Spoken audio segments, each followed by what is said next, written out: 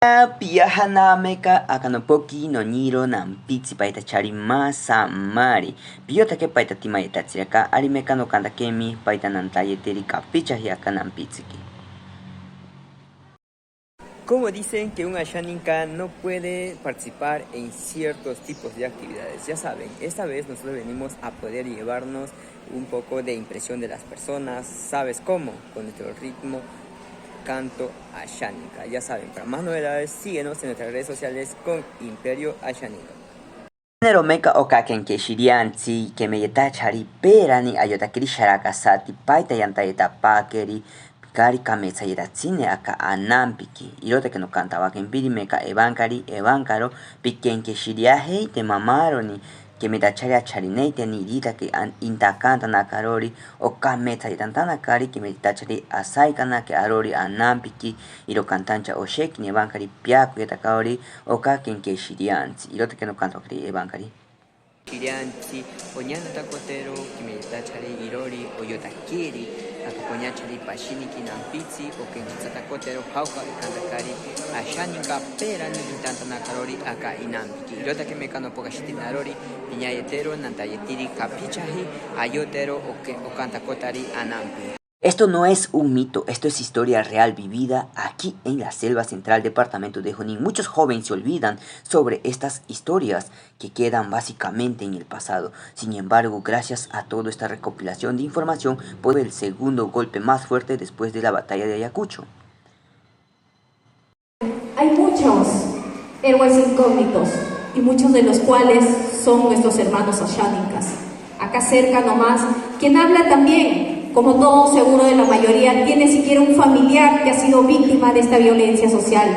Acá cerca, en Mazaronquiari, por ejemplo, en el vecino distrito de Pangoa, esta comunidad ha sido muy fuerte, muy unida, muy articulada para poderle hacer frente a la subversión de aquel entonces. Es una comunidad que ha luchado para defender a sus mujeres, a sus hijos, y básicamente los varones salían al frente. Entonces, actualmente se desempeña como subgerente de la mujer y bienestar familiar indígena de la Iglesia de Pueblos Indígenas de la Municipalidad de Río Tambo.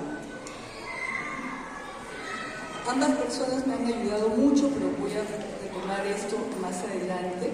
Quiero decir dos palabritas sobre mis estudios en la Selva Central, que en realidad han empezado desde que era yo jovencita, porque la misión católica que estaba en Pangoa, de Madres Mercedarias, nos solicitó apoyo a los estudiantes para ir a ayudarlos a la posta médica. Entonces fue así que llegamos 3 chicas en el 1976. Ese fue mi primer contacto con las comunidades nativas, en este caso eran los Machiguenga de Pangoa. Y después empecé a estudiar antropología en la Universidad Católica y en ese marco el Centro de Antropología y Aplicación Práctica del CAP, que es una ONG que se dedica a la selva para que pueda hacer mi trabajo de campo en antropología. Entonces, yo tuve que partir del país después porque ya la guerra interna había empezado en 1980. En el 83 partí con una beca a estudiar a Suiza y yo siempre tenía pensado regresar. Lo logré en 2008, que volví a contactar a Camila Chilicente, que ya había conocido en Uchiviani en el 78, y con ella hemos realizado... Pasó que doctora Mariela, hermana Rosila Chilicente, carrera que está en la lo mensajeros también de Bangare o a muchas gracias. Al nombre de Centro Cultural Churiumbi, gracias que nosotros, al nombre de doctora Mariela, alumnos en general, y gracias a ustedes que están a nosotros acá, venimos grupo de una familia, que la verdad gracias a las historias, parece como una biografía de la hermana Osnia Chilicente. El que estoy hablando canta, compositor de la música ashánica, a la vez tiene integrantes diferentes lugares.